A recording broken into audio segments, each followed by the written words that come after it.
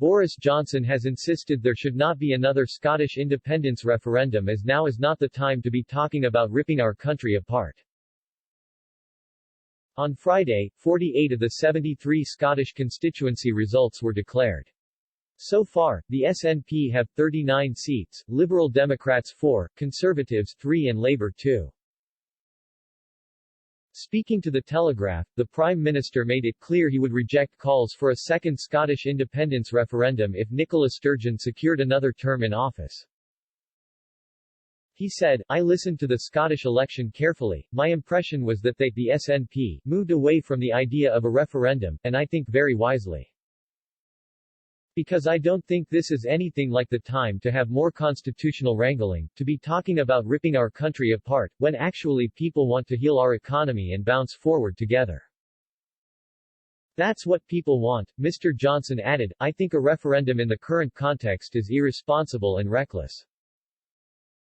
Let me leave it at that." Ms. Sturgeon is likely to gain another term as First Minister, but analysts have questioned whether the SNP will win the 65 seats needed for a majority.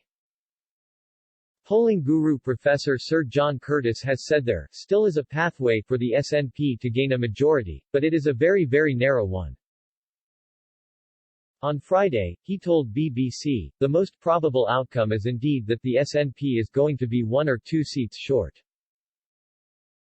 Professor Curtis predicted that if Ms. Sturgeon has to form a coalition government, it is likely to be an SNP Green Party majority in order to push for a second referendum. On Friday, the First Minister said she felt quietly confident about an overall SNP majority in Scotland would have a second independence referendum within the next 5 years. Ms. Sturgeon insisted that the push for the referendum could go as high as the Supreme Court. She told ITV News, "The SNP is on course for a 4th consecutive election victory and a 4th term in office after 14 years in government. That's an extraordinary achievement." When asked how she could secure a second vote, Ms. Sturgeon responded, "We would proceed with the legislation that is necessary, and that would only happen if it was passed by the Scottish Parliament. If he, Boris Johnson, wanted to stop that, it would be the case that he would have to go to the Supreme Court to challenge it, and that would be his decision, not mine." The absurdity of a position where a PM was going to court to overturn the democratic decision of the Scottish people? I don't think we'll get to the position.